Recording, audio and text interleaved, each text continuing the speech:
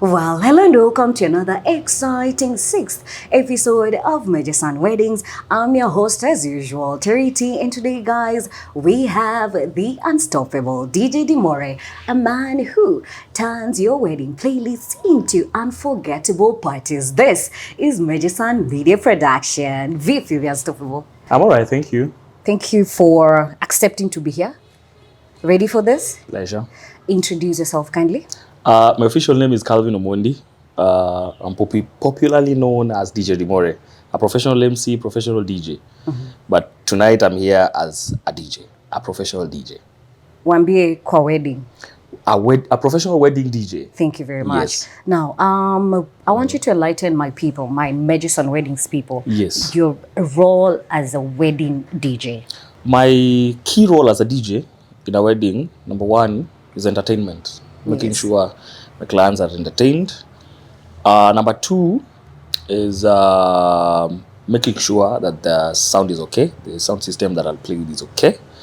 Number three is making a playlist. Either getting it from the client or making one from my experience. And then number four, advising the client on the kind of songs would fit best his or her wedding. Yes. I'll come back to the roles because there's depth in that. Your experience the first time you were called, okay, DJ Dimore, I want you to play at my wedding. How was the experience? It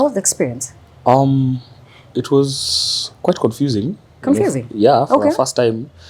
I was used to playing in clubs and, outside events, roadshows, which are totally different setup from weddings. So when I got there, first of all, I was working with an MC I've never met before. So there was no that... you guys did not bond? Yeah, we didn't bond. So it was just a dry run. We just met there. We are giving each other advices on the ground. The first challenge was the equipment. I didn't have the equipment, so I had to hire. Okay. Yes. Then after that came with the playlist and the songs. You see, these are people I was meeting for the first time. I hadn't met them before. We only spoke on the phone. So I didn't even know which ethnic community they were coming from. Okay. Yeah, I didn't ask that prior. It was the first time, so I didn't have the experience. So maybe nilikuja tu, set up, started playing my music, the normal music I play outside there. So they were not so much impressed, but... they were not impressed? Yeah, my first client was not so much impressed, but from that wedding, I think luckily, I got my next wedding from the MC.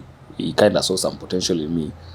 He kind of brushed me over the kind of songs and what to ask the client before the job.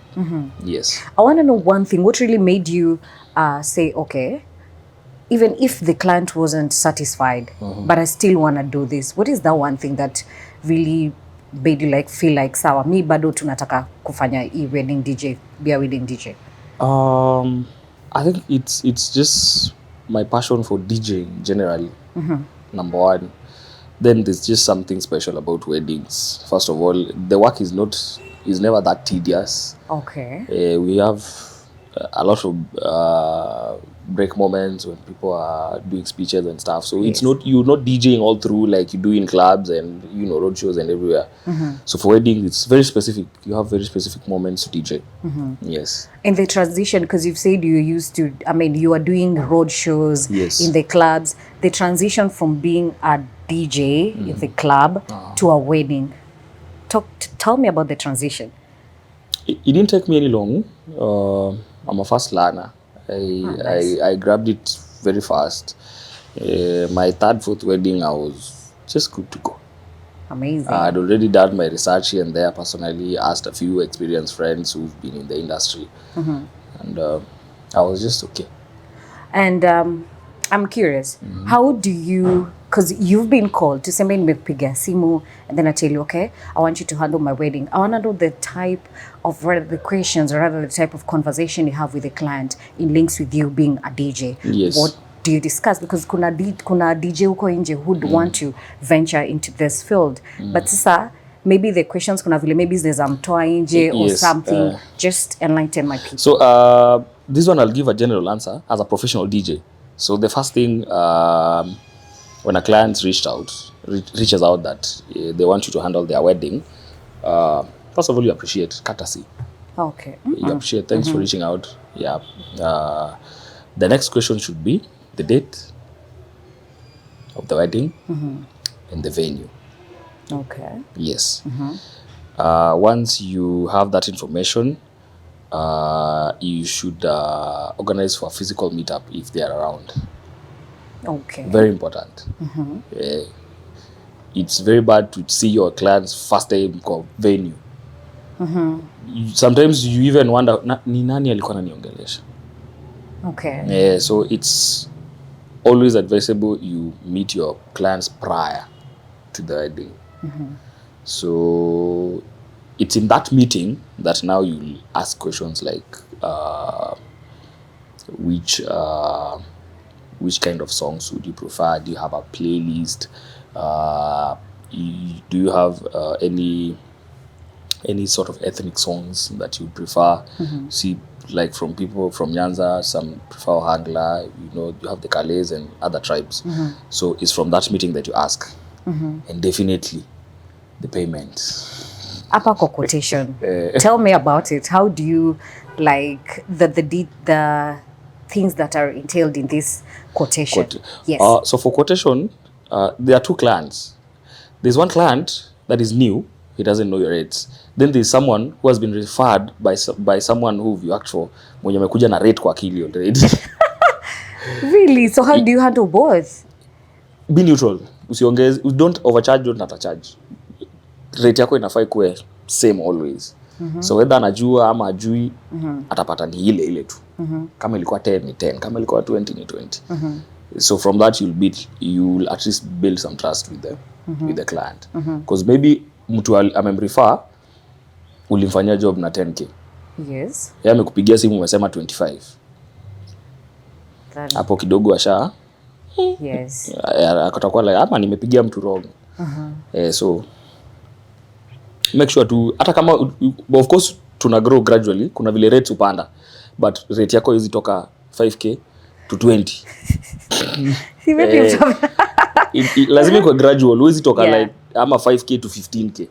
Toka 5 and 10, 10, 15, 15, 20. Ndio client pia akiambia ulifanyia ule jamaa na 10, maybe ilikuwa last year. Yes. Maybe ilikuwa last year. Then wewe mwambie 15, it makes sense.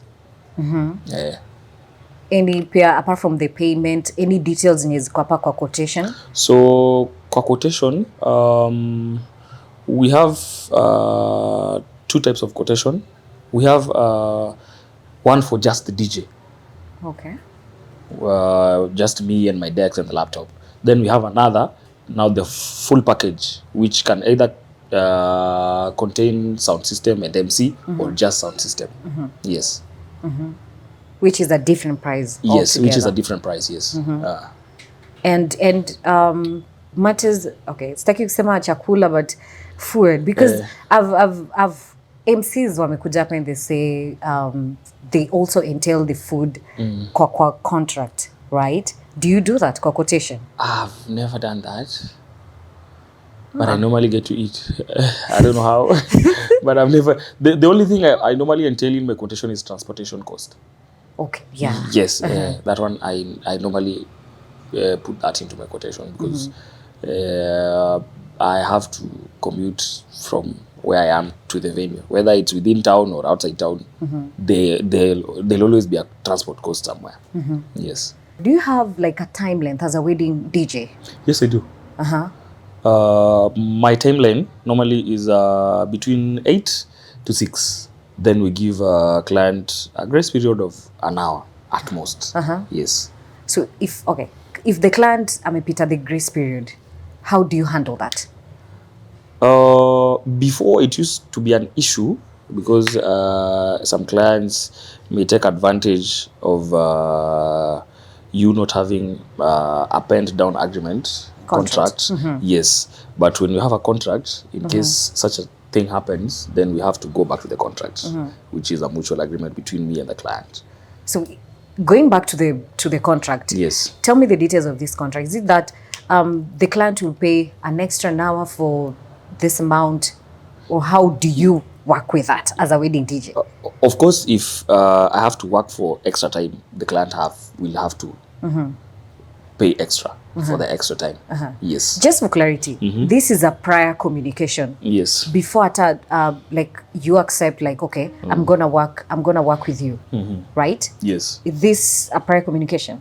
It's on the contract. It's normally on the contract that our time is from this time to this time, and we have a grace period of 1 hour. In case it goes beyond the 1 hour, then either the service provider leaves or the client pays more for extra services. Have you had instances where this has happened? Yes, I have. Very recently, I had a client. I was supposed to perform up to 5, but I didn't know they had planned for an after party. I didn't have that information. You are not told? Yes, I was not told. So in their mind, they assumed that because they already gave me the job, I'm supposed to play for the after party also. Yes. Did you end up doing the after party? Ama only packed vitu zako and you sema enough is enough? Actually packed. I was leaving because at almost when I was supposed to finish, steam ilipotea. So mimi vile niliona simu imepotea, nikamwa time imeisha, let me pack and leave. Unfortunately, before nitoke, stima ndo ikarudi. Client naye kwa gate, we are not done. What happened? Wow. So we talked, we had an agreement, then eventually nilirudi nikafanya hiyo job. But unfortunately, the amount truly agreed anilipe extra. Bado nangoja hadi leo. In regards to this, what you talked about the whole situation going on, how would you advise a couple to avoid these kind of situations? To avoid such situations, just know your service providers, all of them, personally. If there is somebody who's supposed to come to DJ at your wedding, make sure you talk to him directly. If there is someone who's supposed to come and MC, talk to them directly. Yes. We go to the challenges because hapa ndio kizungumkuti iko. The challenges that you faced as a wedding DJ. Yes. Yeah. Kindly hapa nipi tu story of the challenges you've had. Hapo wa challenges ni Thank you. Hii wacha nikae vizuri. Wacha kwanza hii needs one for the road. All right. So, challenges. Ni mingi, sijui hata nianzie wapi. Number one,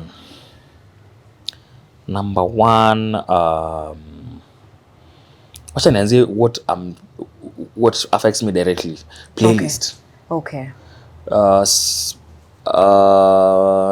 Making a playlist for clients can be really hectic because some clients don't know music. Like they are just in that thing for the wedding, the entertainment part, the green. And some clients think they know music, but they don't know music. Yes. So sometimes unapata mtu the choices of songs amekupea, and from your experience what you see, unaona hapa yenyewe mtu anaenda kuangusha watu wake. So unapata sometimes client amechagulia maybe the bridal team songs za kuingia nazo, but si songs za vibe. On the other end, bridal team unaona ni wase wa kuchangamka. So hiyo ni challenge number 1. Challenge number 2. Before we go to the challenge number 2, do you advise? Still on playlist. Yeah. Oh, still on playlist. Still on playlist. Yes, still on playlist. Number 2 is ethnical differences. Okay. Or language barrier. So you find a client that is from another ethnical community. We don't speak the same language. So when you're making a playlist for the songs, and you don't understand the language, it's very hard to know which song is for wedding, which song is for funeral, which song this one should not be played where. So it's Yes. yeah. So that one you have to find someone either from that side or from the client themselves to give you specific songs. But if the clients throw it to you, for me, I'm a Luo, then you find maybe a Kisi client. Then he says, "Sisi nataka songs za Kisi." Me, I don't know Kikisi. Yeah. But now you can't tell the client you don't know Kikisi, so you'll find your way of finding the songs, which can be really hard. Yes. So in regards still pale kwa playlist, with the research on the type of songs Yes. you have to play. So either you do research, I right? do. Yes. Either Extensively. with the client, the tribe your client, ama with your own maybe YouTube or anything. Experience. We have trending songs. Yes. Things like that. And still on your first point, do you advise the client on the type of playlist? Maybe amekupatia yake. Yes, I do. And then the Yes, I do. experience about that. Which of course, there are two types of clients. Some will take it positively. And some- Wengine watajaa moto ni kama ni kama unawadharau hiyo yenye amekupea upendi. Yes. Eh, You ever experienced this? yes. How did you handle that? So when the client insists on their playlist, you just go there. That's a The client is always right? Okay. Yeah. If the client is Yes, that's why we advise. If they feel like my advice is making sense, then I'll help on changing and making changes on the playlist. But if they feel their playlist is okay with them, I'll stick to that to the end. Yes. we continue the challenges. Still on playlist. Still on playlist. There are clients who gives you playlist and change their minds without telling you. Oh, what? Yes. During the wedding? Yeah, a client give you a playlist prior. You see, we normally get the playlist from the prior meeting with the client. So let's say the bride gives you a song for her entrance. But then somehow in the middle, before the event, they changed. Wow. But they didn't tell you. So wewe kufika kwa venue, wewe si uko na ile song yenye alikupea kwanza. Yes. Unacheza hiyo, client ako like, yeah, it happens.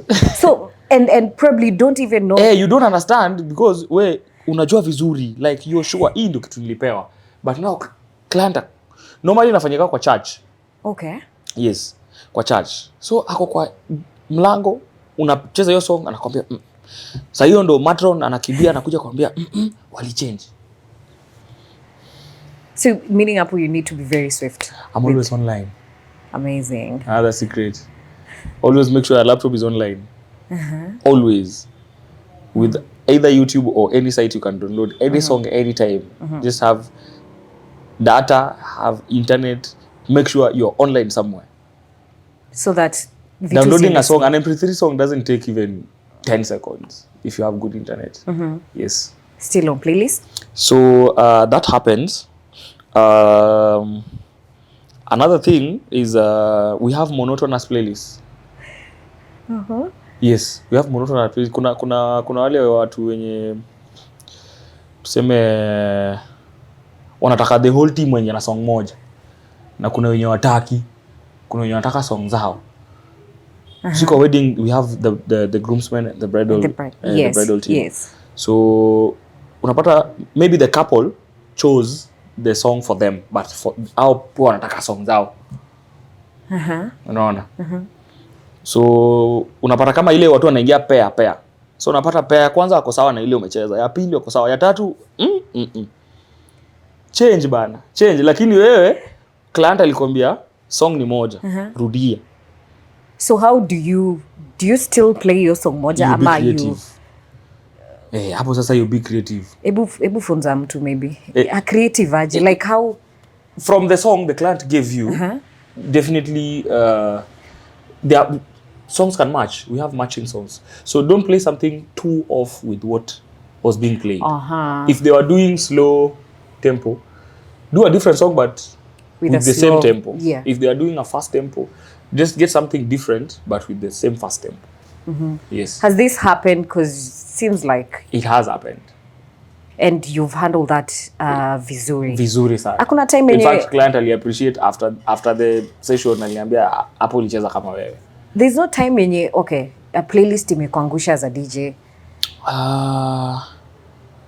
Yangu bado labda ya client.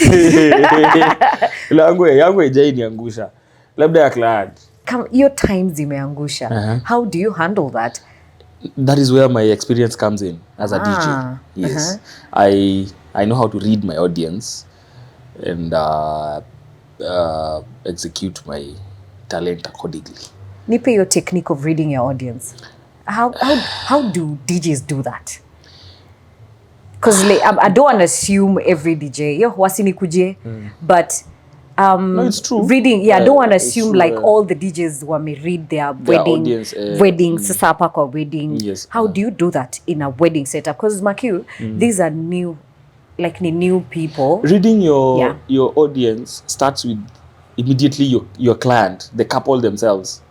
The first day you meet them, you can actually tell say watu wao ni watu wa vibe. Say watu wao wako reserved. Wako religious. They're down to earth from the client.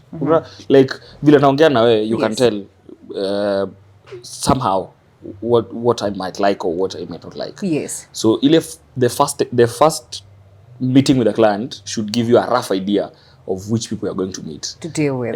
And luckily sometimes client anakwambia watu wangu ni watu wa vibe. Ama nakwambia huko ni kanisa, usijaribu kucheza anything besides church. Yes. Still on playlist. Still on playlist. Another thing with playlist,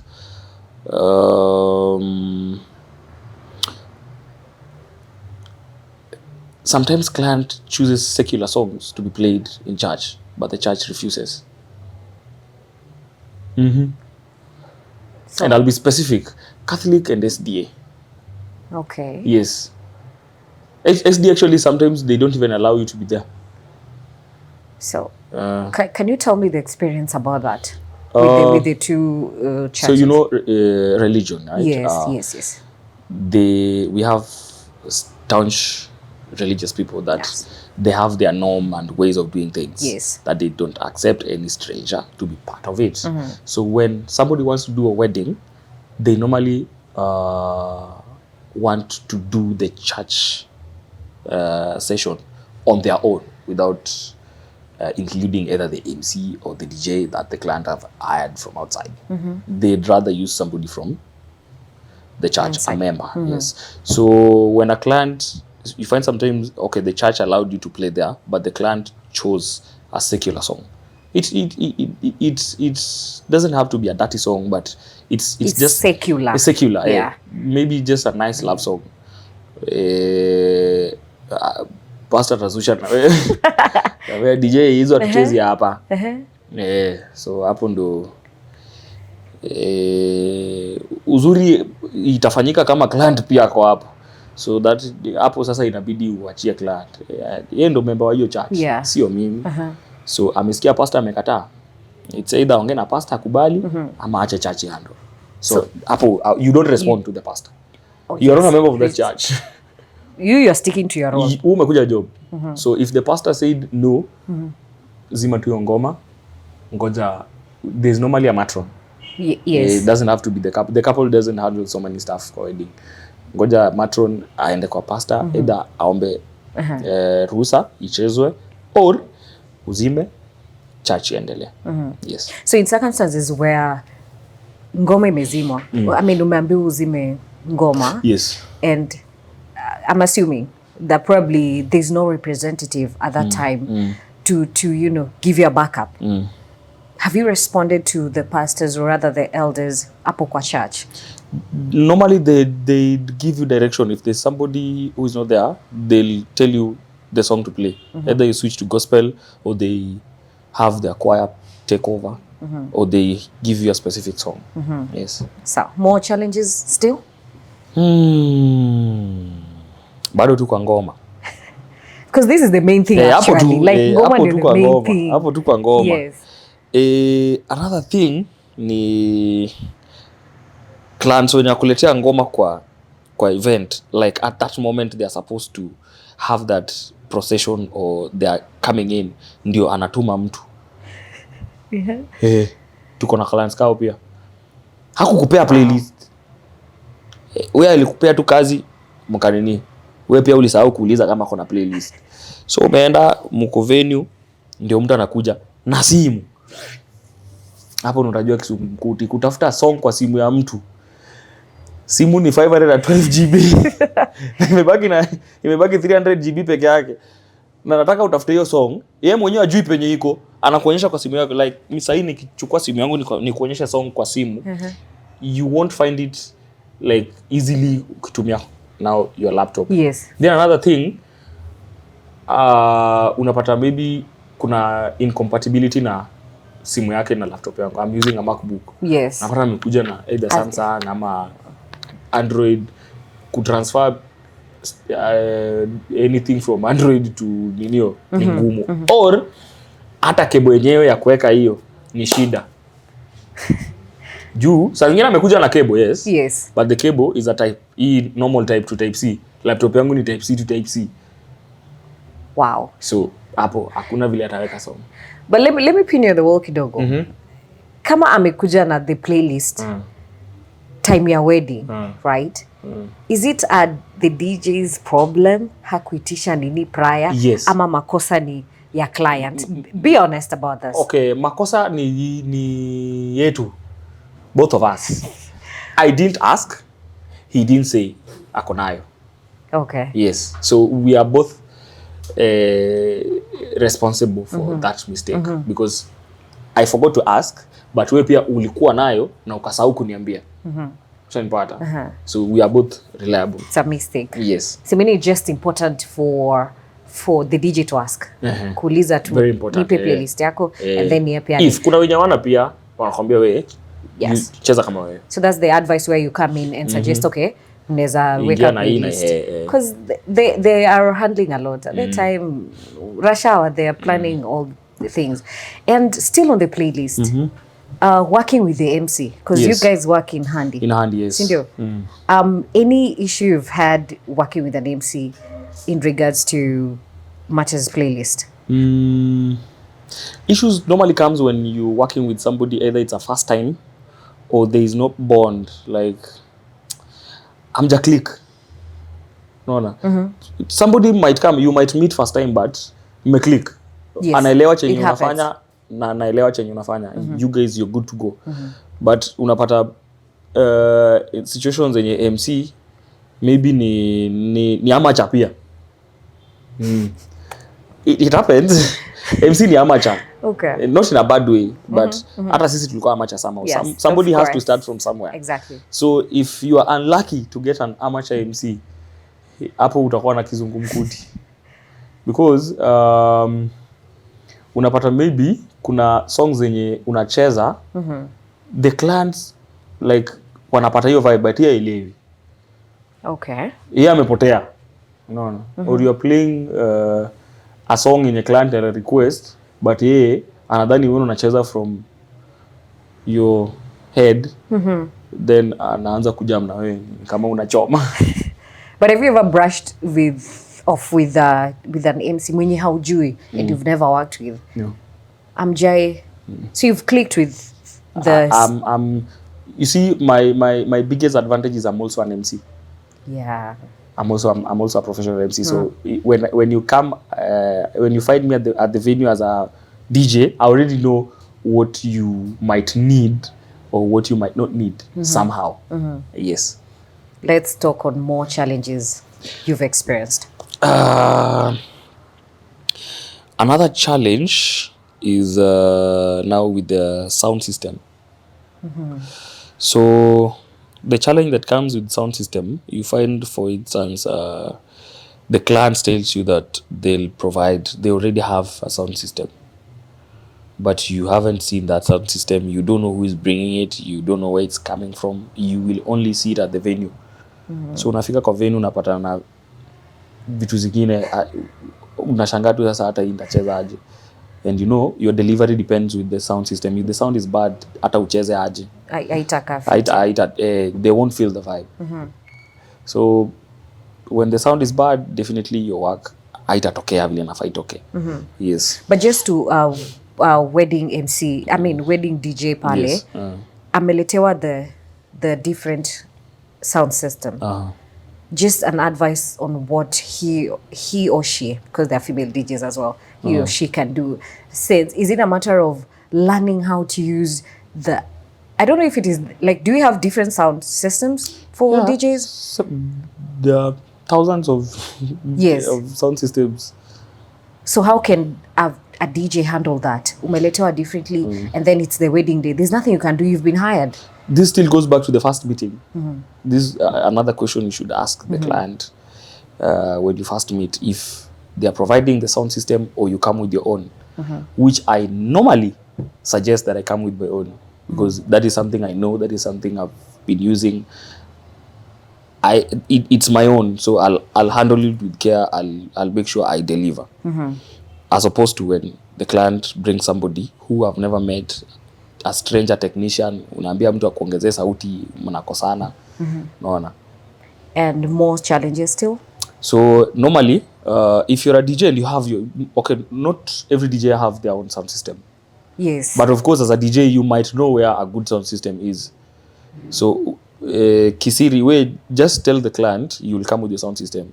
Hata kama you'll get it from somewhere, but at least it's something that you know you'll deliver well. Yeah. But pia, if the client insists that they have secured a sound system, just confirm with them or ask if they, if possible, the provider of the sound system can share either photos with the sound with you. Yes. Uone ndo ujue ni nini naenda kuwork nayo. What are they bringing? Do they have a backup generator? Yes. What type of amplifiers do they have? What kind of microphones do they have? You see, things like that.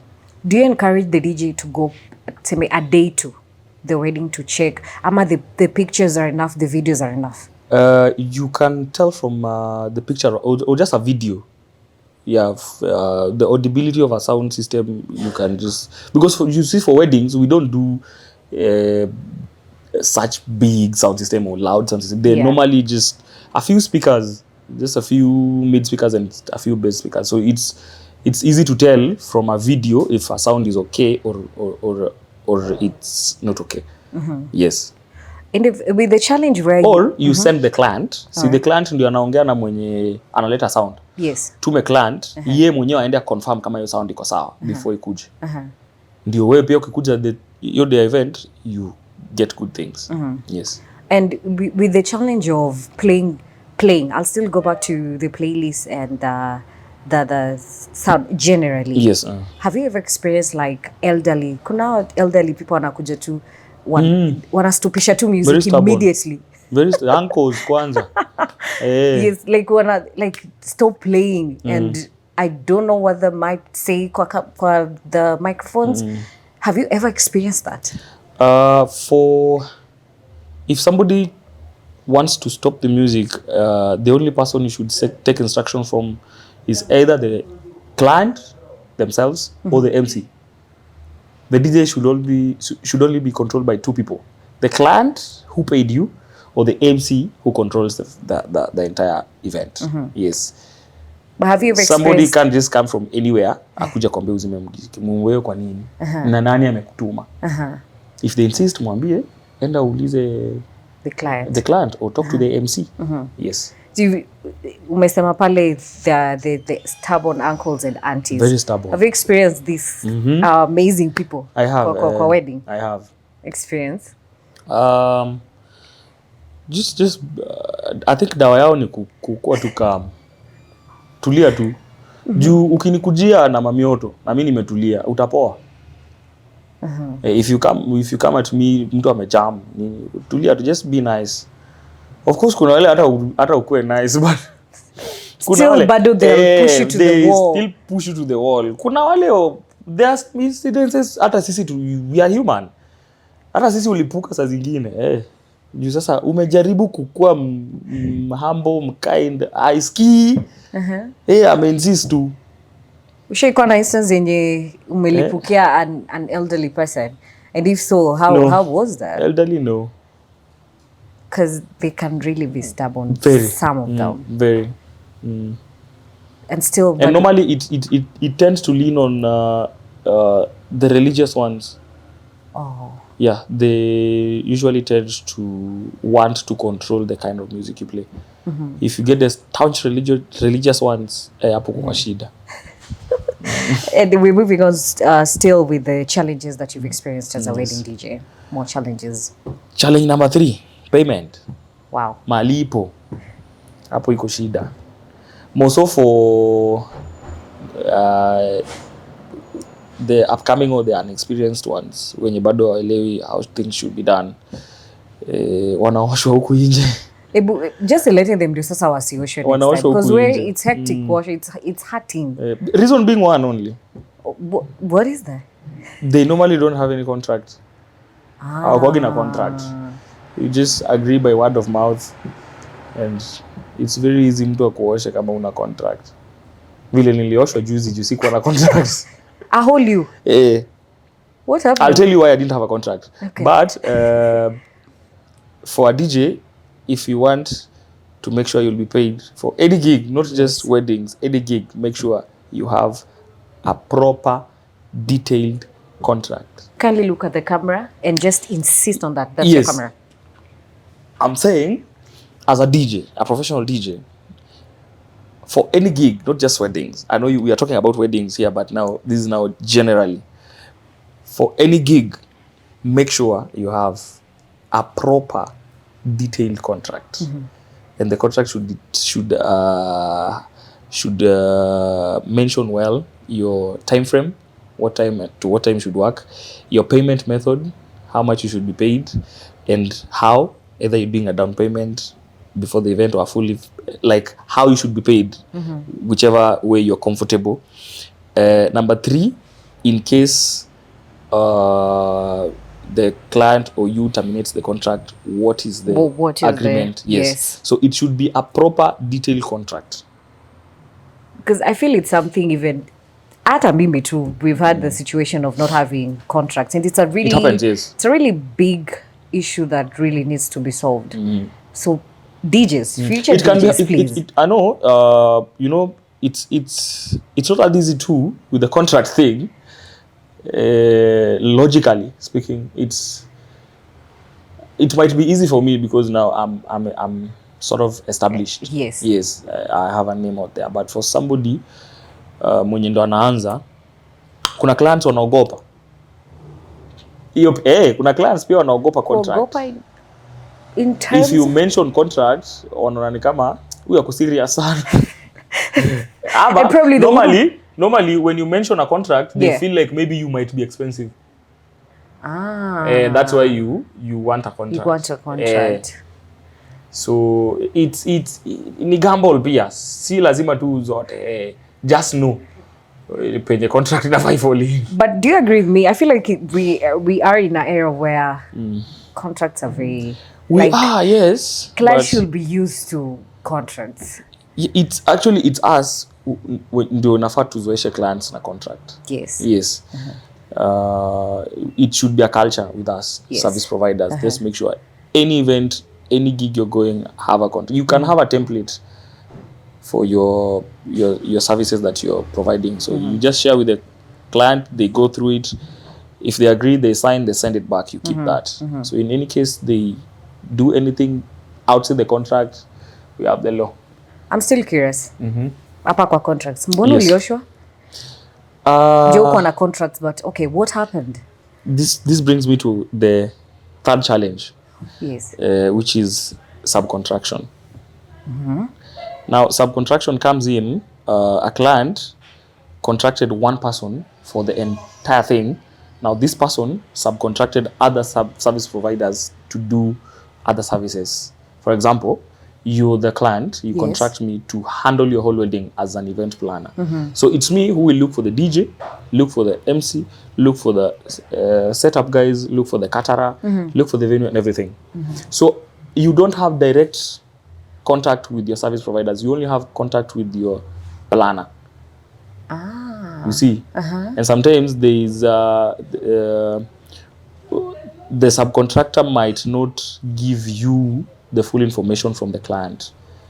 So for instance, mine penye nilioshwa, mwenye alipewa contract wali agree anafaa kucheza mpaka after party, but mimi hakuniambia.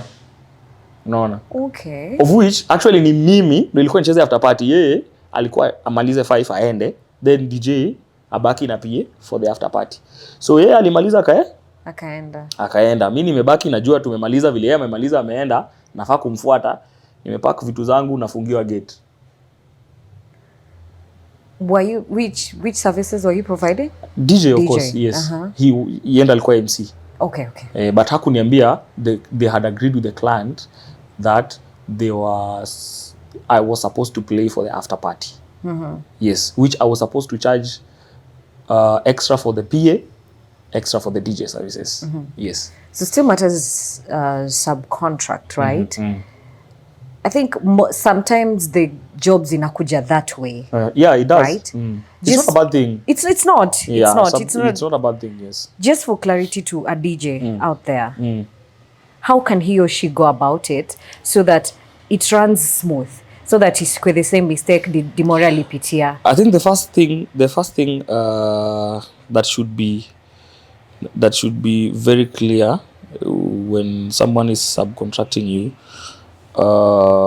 first of all, just pray you get an honest person. Watu wanadanganya huku nje. I know. Unapata mtu alilipwa 1 million. Yeye anakuja anakuambia client ametoa 100,000.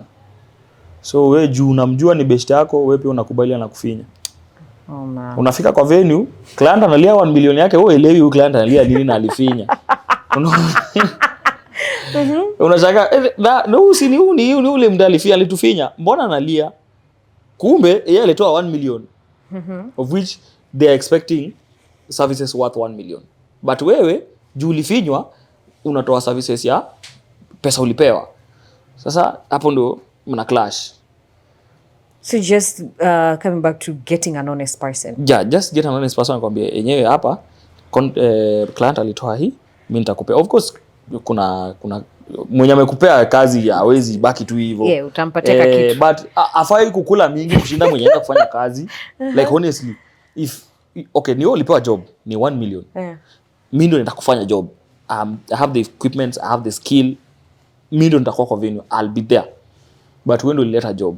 If it's 1 million, ukikula hata tuseme ndio wewe usikue mchoyo sana. Tuseme ukule hata 400,000, nikule 600,000. Yes. We even tuko tu sawa. We even. But uwezi pewa 1 million unataka kunipea so 2, ukule so 8, ulaniwe. No, honestly. You're saying it with passion. This is an experience you'll never ever forget. Ni uchungu, ni uchungu. Alafu client naye anakugombanisha. Na yeye alishakula 800 na wewe umekula so 2. Yeye yuko uende kwa hapo. Then bado unafungiwa gate. Unafungiwa gate. Karibu tuchapwe, we. Oh my God. We have violent clients too. Umesema hata kutandika. We na yeye anapiga sherehe na 800 na kufanya kazi. Anyway, that aside. Wow. I think it just the DJ should have like a clarity, even with subcontracts. Yes. Ziko in line, right? Or I'd advise the clients, if you're subcontracting somebody that is getting all these people, make sure you also have direct contact with whoever they have brought. Maybe wewe wajui. So mimi nishapata Dimore ndio DJ. Make sure umenilink Dimore na client waongee direct. Si unapatia huyu playlist ndiye aniletee. There could be miscommunication in between. But if I'm talking to the client direct, itakuwa ni sasa shida ni hao watu wa kuosha watu ndio hata kubali ukuwe na direct contact.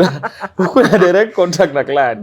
But if medio subs, I'll try to remain, you know. If you see somebody keeping you off, ataki ukuwe na any direct contact na client, be very keen. Hapo kwa chojo. Hapo unajua kuna percentage fulani inaenda chini ya maji. It may happen hata juzi. Mtu alishalipwa lakini asemi. Okay. Mejasan. Si hapa tunasema ukweli. Yes. Wow. Because I believe matters money is very important, bro. Of course, that's why if we you're got working, there. gosh, That's why we because got if you're there. really like doing your work, it is just fair Yes. to have everything on the table and Yeah, clarity. if you're doing your work honestly, Mungu pia kuachaki. There's no risky job kama yetu. We don't have anywhere unaendaga kuangalia kwa gazeti au anataka DJ kwa wedding au no. Gosh, even like it's yeah, not, it's hakuna ama agree. uangalie kwa TV waseme wametangaza mahali there is a client anatafuta wedding DJ ama anatafuta PA or MC, hakuna. Yeah. We honestly depend on referrals. Yeah, it's from your good work from this client that itakupeleka kwa next client hivyo. So the more you do the good work, the more you spread your web, the more you're known. Yes. I believe it's just even the DJ putting in the work, the branding and everything. Actually, before the money, just make sure you deliver. You deliver. Because there's a contract and it doesn't. Okay, talk about this.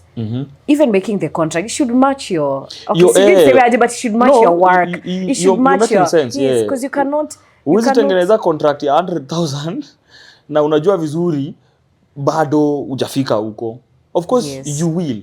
Give yourself time, but at least make sure hata kama unatengeneza contracts, jielewe. Usijichoche. Jiamini lakini usijichoche. Unaona? But kuna wale wanajichocha but they deliver. Yeah, unaweza jichocha na deliver, which is okay, but overconfidence pia ni mbaya. Naweza kuramba vibaya. Overconfidence pia. Wao wanasema hizi ni vitu nimezoea. Just be moderate. Tulia tu. It matters being humble, putting in the work, and all the good stuff. We've talked about subcontracts, talked about playlists, the sound. I'm a bit apakwa. I don't know if you guys are the ones handling steamer. What happens when the nini is off? Ama, how do you handle that? When power goes off. When power goes off. So now, that is where my preference for coming with my system comes in. Ah, nice. Because when I'm the one, if I'm the one who provided the sound system, I'll definitely find a way of fixing that. But if you got somebody from elsewhere to bring the sound system, steam ikipotea simi ndaka chini. Wait, what? Si ulilipea kazi ya DJ? Si ndio? Definitely it means somebody was handling the sound, so ni yeye anafaa ku handle. Yeah. Not me.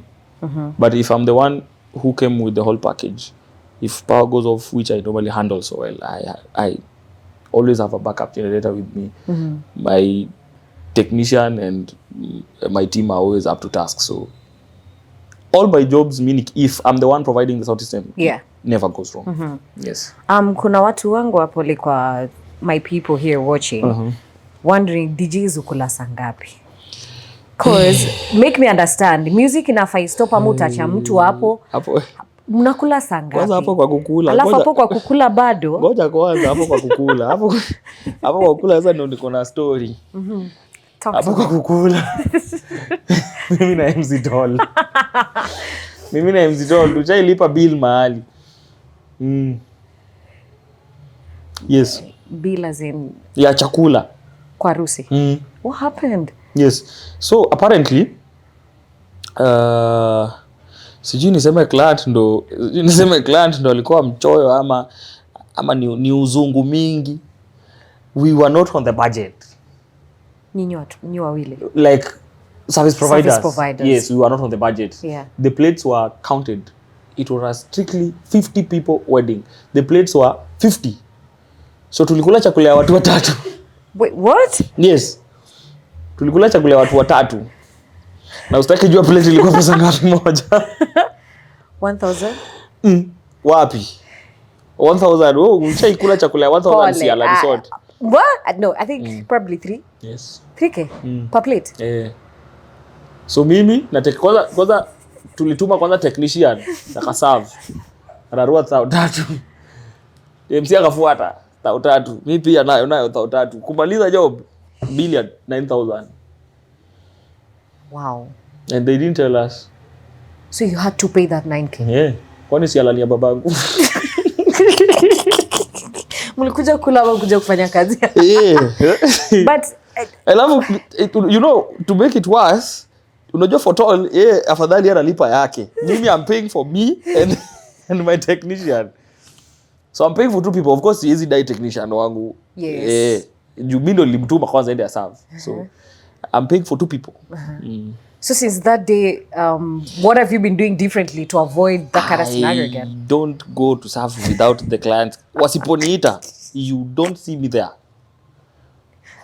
Wasiponiita niende nikule, you don't see me there. So what I normally do, I make sure nikienda job, I always have something in my car. Either some snacks, queen cake, or apple juice, or just milk. To avoid. Yeah, just something to push me through the day.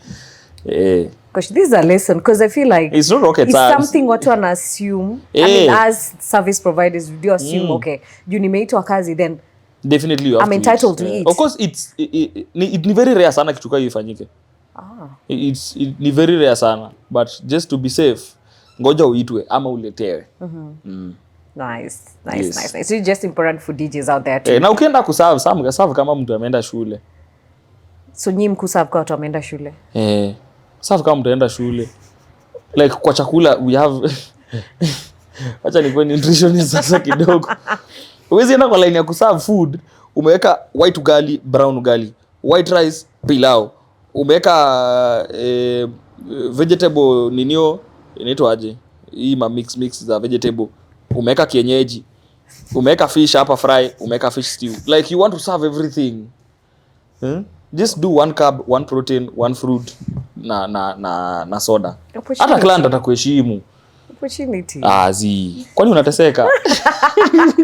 But so it's just important because it's a learning process. Because since as service providers, we do assume, even like DJs, since we're talking about DJs, kitu kama food ni kitu kidogo, mtaizi like just assume, important to note it down kwa contract, right? Just you don't know how long those people changad kwa group ku raise pesa hiyo wedding la wewe unataka kuja kukula tu. Yes. So if some people really struggle to do wedding, so don't just assume like just because mtu alinipea kazi definitely there is my portion of food. No. Wait for them wakuite. More challenges. Or ask. You unaweza kuwa njaa, we are human. Or ask, can I serve? Just be a nice person. Kwa tu mungwana. Siri ni kukua mungwana. Bottom line, we don't assume. You don't assume. Wedding si yako. Utalipa bill wewe. Yo, but that is a lesson. That is a lesson. More challenges you've experienced still as a DJ, wedding DJ. More challenges. Failure of equipment. They do happen sometimes. For instance, I had a very bad experience sometimes back. Hii issue tu ya client kuleta nini playlist time ya event. So it was a church session asubuhi. So I'm there, sijapewa playlist. I'm just doing gospel because I'm in church. And this guy comes, ni one of the choir members, anakuja mbio asema, song zao ziko hapa, nilisahau kukupea. I just take the flash, nilidunga tu kwa laptop hivi, na laptop ikazima. Wow. Yes. During the ceremony. That's how I subscribe to YouTube Premium. Yeah, because now I had to play from my phone, and YouTube na advert. I paid for YouTube Premium hapo. Wow. So I think it needs swiftness. Yeah, you have to, that's why nilikuwa nasema make sure you have good internet whenever you ukiwa kwa venue, make sure you are online somewhere, either on your phone or your laptop. And I'd suggest on your laptop because that is where you easily, it's ni hard ku download kwa simu tena ndo transfer kwa laptop. Yes. But kwa simu it can also come through when laptop imeleta kichwa kama hiyo yangu. I played from the laptop, from my phone kwa YouTube. Which the client didn't hata hawakujua. I think pia professionalism nilibuy two time na choir, nilisignal yule jamaa nikamwambia laptop imezima nini kidogo. Lakini walikuwa wasiwa kuelewa pia. Na kama ungepata kuelewa sasa ungefanyaje? Kuchoma. Doing irudisiwa wewe. Kuchoma. Yeah, that's why always make sure as a DJ, kwanza have a smartphone, usiende kwa nini na kaduda. Wow. Kitakuramba siku moja. you can't hotspot with Kaduda. Yes. Just have any smartphone za siku hizi ziko na hotspot. Have bundles at least 1 GB ile a daily. Itakuokolea siku moja vibaya sana. I learned the hard way. So hapa kwa equipment still tu bado tunapo kwa playlist ama any other like how did you handle other failures regards to equipment? Okay, my own equipments have never failed me. They are my things. I service. Nice. I make sure I service them after every now and then. But unapata saa zingine client alichukua mtu mwingine ndio alete system na akubeba backup generator. Okay. Na unajua ngoma ikizima ni nani anaitwa? DJ. DJ, ni nini inafanyika? Na si wewe uleta sound. Si wewe uleta sound. So na wewe you can't shout back. So how do you handle, because pressure sasa it's on you. You see everybody. Tulia. Anakuangalia. Unakuwa onyi. Tulia. Just yani the best way to handle clients wedding, no matter how harsh or how cruel they are, tulia tu. You'll meet, mtapatana tu somewhere. Nice. Hata notice hata yeye pia anakuchokoza. Of course kuna ile kutulia madharau, usitulia madharau. Okay. Just do what you're supposed to do, but in a humble way. Yeah. If maybe someone shouts at you while the music is off, don't shout back at him. Sijui. Don't shout back. Tulia tu. Of course mtu ako na akili akisha shout na hujamjibu hata rudia. Yeah, atakuja. It's common sense. Atakuja na kuuliza DJ nini inafanyika? Ndio utamjibu ambie steam imepotea. Okay, who was responsible for it? You see? Unaona hapo tumesikia hiyo mambo. Yes. Still on challenges. I don't know if I should talk about this, but it's a challenge, yes. We have unprofessional clients. By unprofessional clients, I mean clients that maybe want extra services. More so the bridal team. Okay. Bridal team. What you doing? Bridal team. Bridal team, unaweza pata maybe kwa group yao watu wamekuja pair. So unapata hizi pair maybe ni couple alafu kuna dada yetu mmoja ana bahati. Yuko peke yake. Hana mtu. Na weather ni mbaya. So do they disturb you? We fall prey for such audiences. Umesema watu wa stick to kwa roles zao. So of course kuna wale client wataku approach. Yeah. Si uongo. And I know not so many people will talk about this. But I will. Yeah. For professionalism. Kindly if you give me a job, let's keep it as professional as possible. Yes. Okay, and any other still tumalize challenges that you same to us faced? Same to us. Oh yeah, it's both ways. It's two tango. Jumi pia naweza ona pia mtu kwa laini pale niseme Yes. God damn. Mali safi. Usahau uko kazi. Wow. Uanze kukatia client. Because hapo pia ni client. Because in the long run that type of experience can really jeopardize your work. It can. In the long run. Saa zingine, watu sinikujie wale who find it, you know. But in the long run, some of them can really jeopardize your work as a DJ. It's against our professional ethics. You're not supposed to. Cha niwaambie wasikuje pale kwa DJ. Client, DJ afanye kazi tafadhali. Client asikuje DJ asiende client. It's both ways. Wabaki tu hapo kwa line wakidance. I beg. Still on more but pia unajua pia ukishamaliza job watu wanaweza ongea baadaye, hiyo pia sijakata. Si ni ukweli. Umesema time ya kazi, maybe DJ umeona nyota yako imeng'aa. Ama client nyota yako imeng'aa kwa DJ. Exactly. Na MC somehow alisharopoka akasema DJ ako single. By the way, MC ndo uchomea sana. Speaking of experience, we normally use the DJ as a prop. Ukiona content imepotea, unalima DJ moja. Okay. Ni best yako, hakuna kitu atakufanya. Yeah. We tend to make fun of the DJ by the way. And it works. But the bottom line, from DJ Dimore himself, please, bridesmaids, tafadhali, bakini tu hapo kwa line. Keep it professional. Mpaka kazi ishe. Then you can't talk baadaye. Alright? Yeah, hapo baadaye. Then moving to the to other challenges as well. How do you handle location yenye? Access to the venue, yeah. Yes. I was coming to that actually. So this one goes to the clients.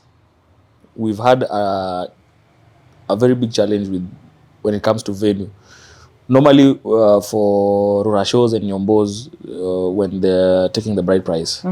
For weddings, normally it's not kwa venue, either kwa hoteli nini, it's accessible. But when we are going to homes, it's a challenge because you find clients, they round off their location to the nearest town. Yo client anakwambia ni Kakamega. But in real sense ni Kimilili. That's a distance. It's quite a distance. It is. So it's really advisable for clients, just be honest, or give a landmark that is close to the venue. Normally a school, because it's easy to find a school on Google Maps. We have Google Maps nowadays. Or a church or hospital or a major road that is known. But don't round off your location. For instance, tuseme mtu anakwambia ni Ahero, when in real sense it's maybe Awasi or Pastor Ahero. No.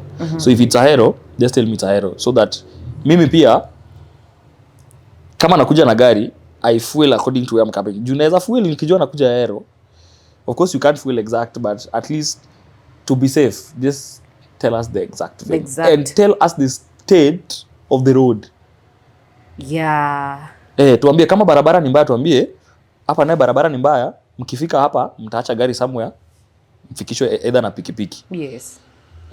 Or there's a proper vehicle that will pick you from this point to this point.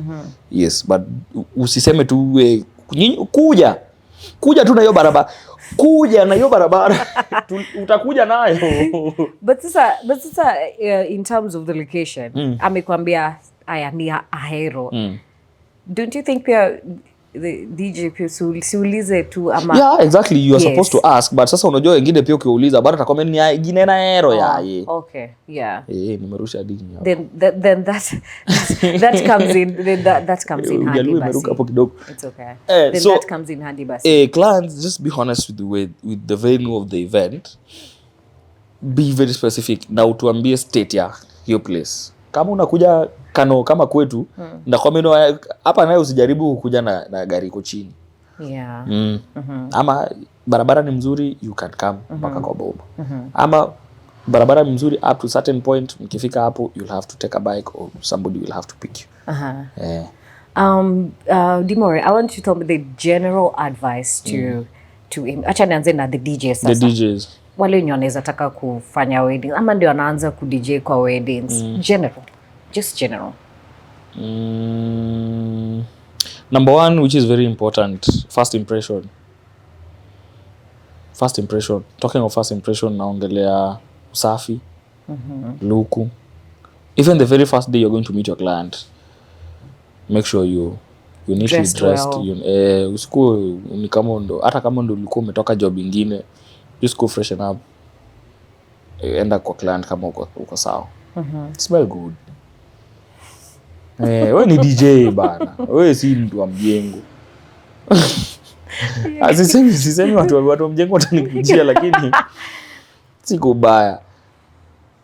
Like we are in hospitality, right? Yes.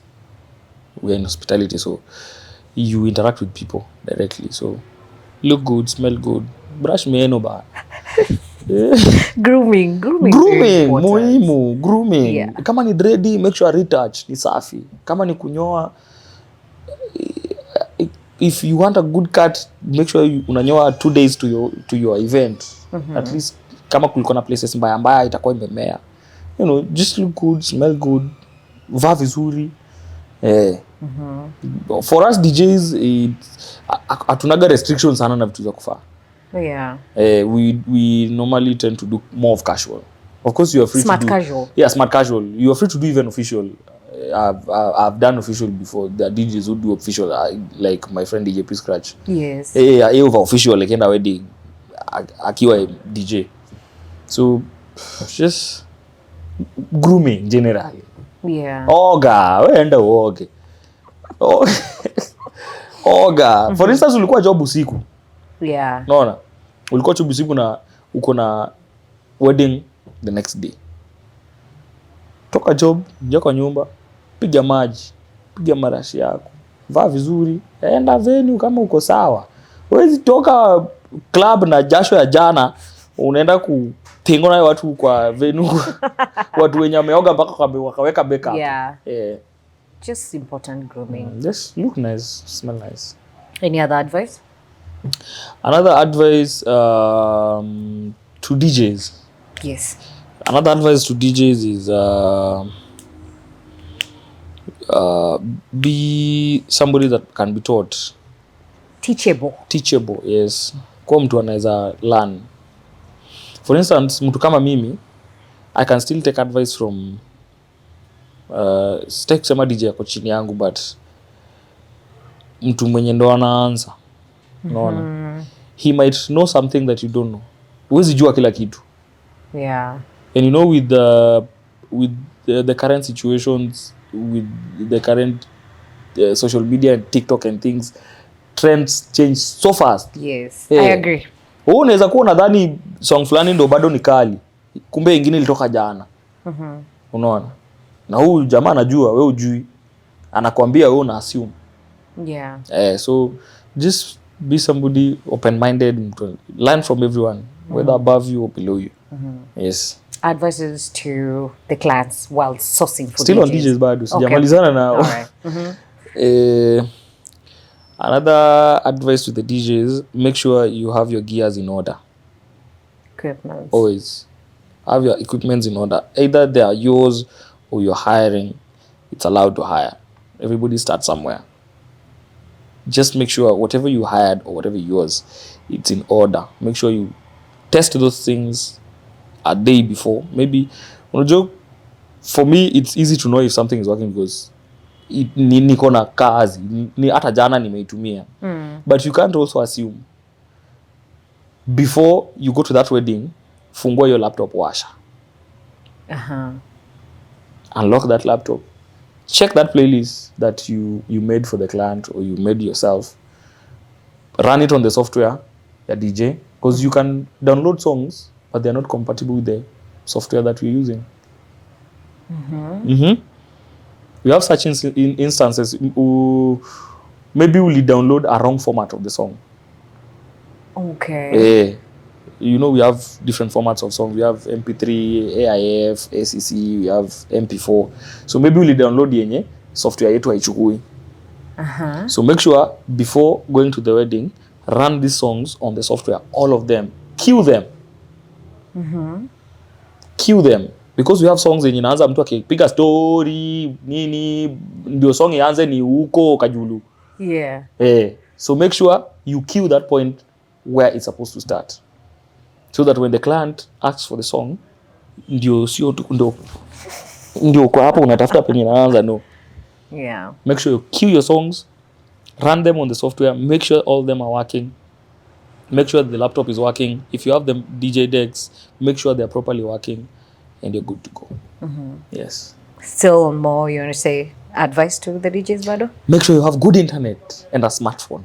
Always. Kwa ground. Always. Good internet and a smartphone. Itakusaidia siku moja. Hii by the way signal. I learned the hard way. Try as much as usiwahi na wedding na kaduda.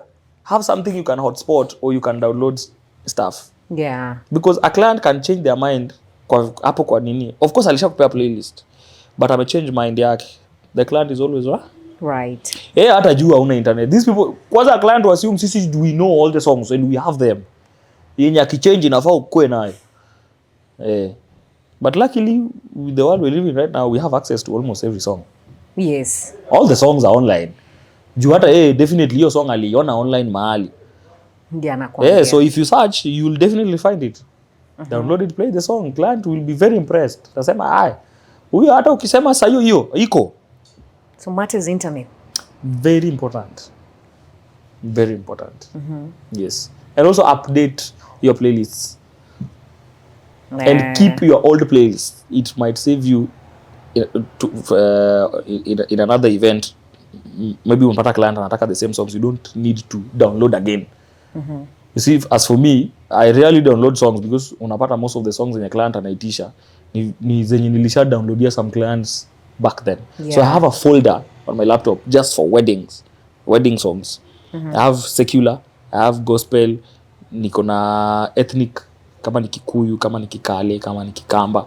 So anytime a client asks for such songs, download and keep it. It'll come through siku ingine. Yes. And still on the advices to the DJs? Still on the advices to the DJ, always stay humble. Always be professional. Always be professional.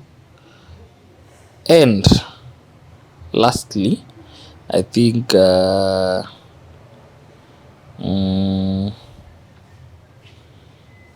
for those who think maybe ni ngumu, I come through. I just want to tell you, it will work eventually. It might take time, but endelea. If you're doing the right thing, it will definitely work. I do say consistency pays. Consistency is key. But on the right direction, you might be consistent with nonsense. Now you're doing nonsense. Hapo hakuna kitu unafanya. Yes. So consistency, be ready to learn, stay humble. You'll be okay. Amazing. I'm hoping they've gotten that. Now to the clients. To the when client, sourcing the DJs, to the client, number one, as I said, matters subcontraction. If you're giving one person to handle all your service providers, make sure, in as much as it's him or her that is bringing your service providers, make sure you also have direct contact to the service providers themselves. Yes. So if I'm the one bringing you the DJ, I make sure you have direct contact with the DJ, so that when you need something to be done by the DJ, you don't come to me, you just tell the DJ direct. Yes. Number two, matters payment to the client. I know sometimes we don't do contracts, but gentleman's agreement, just obey whatever we agreed. Whatever the agreement was, just adhere to it. Ni ngumu hapa nje already, so kuosha mtu na kazi amekufanyia, honestly, it's so painful. So if somebody did you some job, now this is general, si hata DJs peke yake. If you're a client and somebody has offered you their services, just make sure you pay them, whether they delivered or not. So just pay them. Bora kazi amekuja, whether they deliver or not, just pay them. So it's you to decide whether you will give them another opportunity or you will refer them to other clients. But yako kama walikuja wakafanya wamemaliza, just pay them. And if you're a good client, you can give your service providers remarks when they're done. If the work was okay, just give them good job. Ndio mtu aende akijua nilifanya kazi fiti, niendelee hivyo. Ama if they did something wrong, aende akijua nilifanya hii but ni mbaya, sifai kufanya. So that hivyo pia unasaidia service providers, so that in their next jobs they know this and this and this nikifanya ni mbaya, this and this and this nikifanya ndo mzuri. Yes. Still any advices to the clients? Matters venue. Watafute venue poa. Okay, no, not kutafuta venue poa, but proper direction. Wakuwe honest. Alafu Google Maps hazifanyi ushago. By the way, Google Map tupa mbali. Outside town, mtu akutumia location. Utapotea. So I'd prefer if a client tunakuja up country ama in the village, just give us direction yourself. You can use landmarks, you can use, there's so many ways of giving people direction. You can have somebody wait for us at a specific point to pick us, or you can also direct us yourself. So just find a way of giving people proper direction.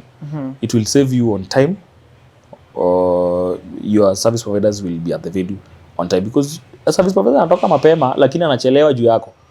ujui kupeana direction. Yeah. So if you know you can't give good direction, have somebody handle that. Yes. So that we save on time. Amazing. Still on that, any other thing you'd love to say? Another thing to the clients,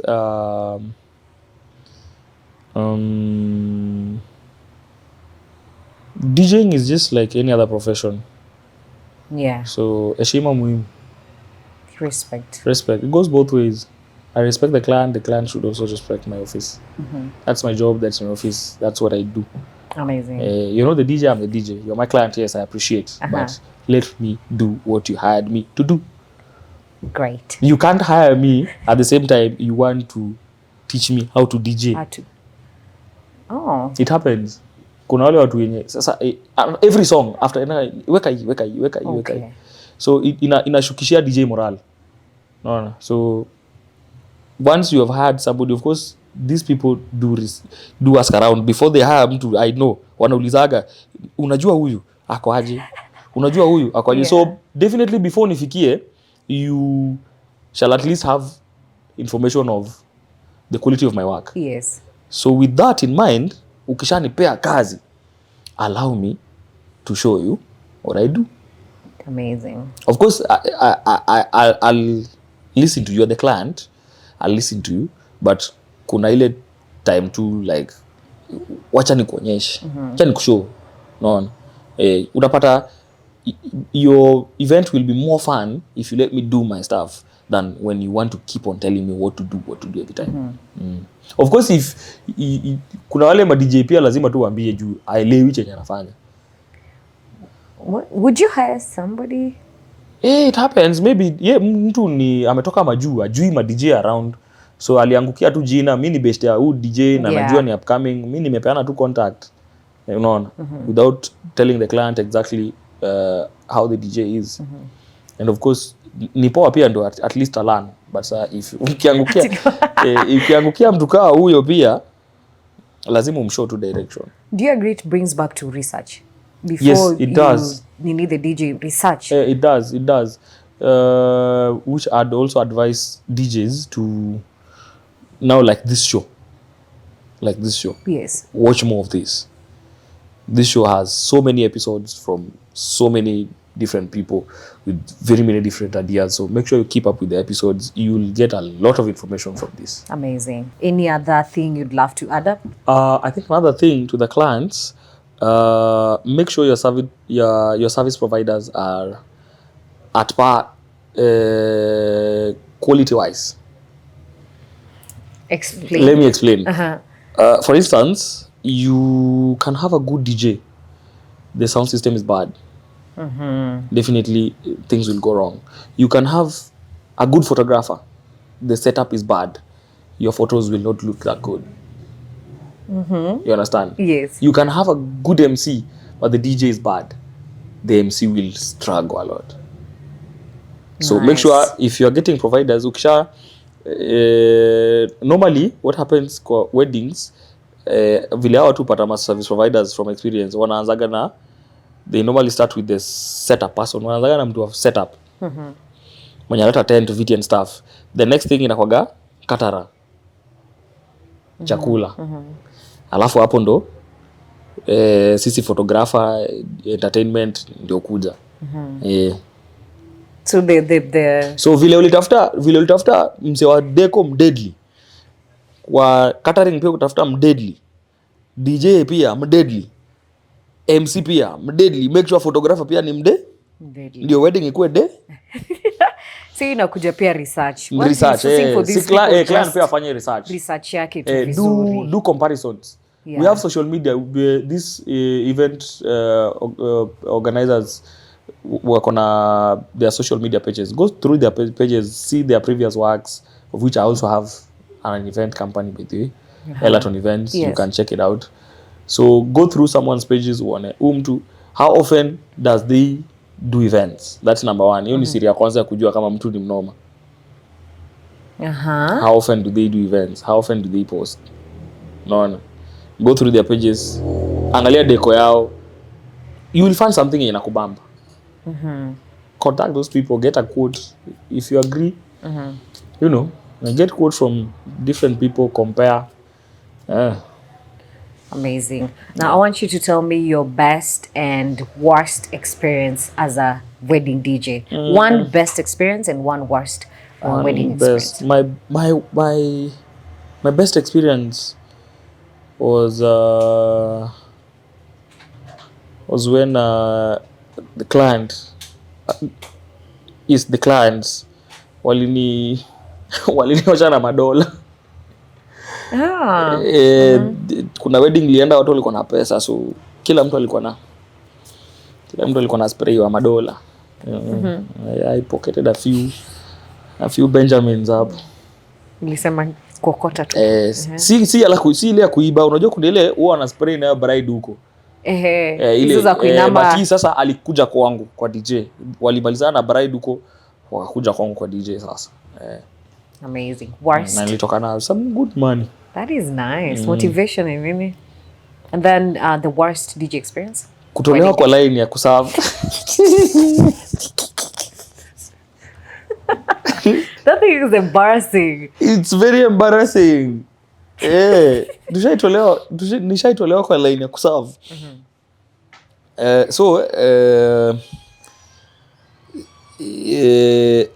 Sisi hatuko na deal na client. Yes. We were dealing still on subcontraction. We were dealing with somebody who had been contracted to handle the job. So mwenye alitu subcontract yeye hata hakukuja. Unaona, hakukam. So sisi tumekuja kwa venue, tumeshacheza, we've really delivered bana. Imefika lunch time. So tunaenda kuserve. Mimi tulikuwa na Nyawawa, by the way. MC Nyawawa. Nyawawa akaniambia, boys, mimi na niko mbaya. Tufanye nini? Tuende tuserve. Now, the most painful thing is, si unaona kwa line ya kuserve inakuwa refu. So tumeenda kwa line, hakuna mtu anatuongelesha. Tunasonga tunayo. The line is too long. Tunasonga tunayo. Sasa tunakaribia, ndo hii unachukua plate. Mtu anakuja kumwambia, excuse me, hello, you're who? The DJ. And you're who? The MC. Kujeni kidogo. I swear, like that. Kujeni kidogo. Wow. Hatuko na budget yenu. I swear, true story, I swear, it happened. Najua utaita MC ya Nyawawa hapa siku moja atakwambia, it happened hapa Lutheran Church. We were there. Tulitolewa kwa line na tukakaa hivyo njaa. So chenye ilitusaidia, Mega City is close there. Yeah. So tuliingia Mega City Naivas, tukachukua zile pre-cooked food. Ndo tukakula. So kutolewa kwa line. Another hapo kwa worst experience ni kutolipwa. Kama hiyo ya juzi, kutolipwa. But that one unaweza avoid by signing a contract with the client. Yes. It's really painful kufanya kazi alafu mtu anakataa kulipa. Very painful. Yeah. With that being said, your parting shot and also your social media handles where people can get you. So guys, thank you so much for watching this show. As I said, my name is DJ Dimore, and you can follow my social media pages: Facebook DJ Dimore KE, Instagram at DJ Dimore KE, X Dimore DJ. You can also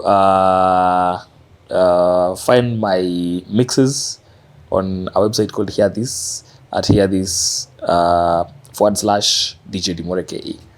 Thank you so much, and make sure you subscribe to this channel for more contents like this. See you.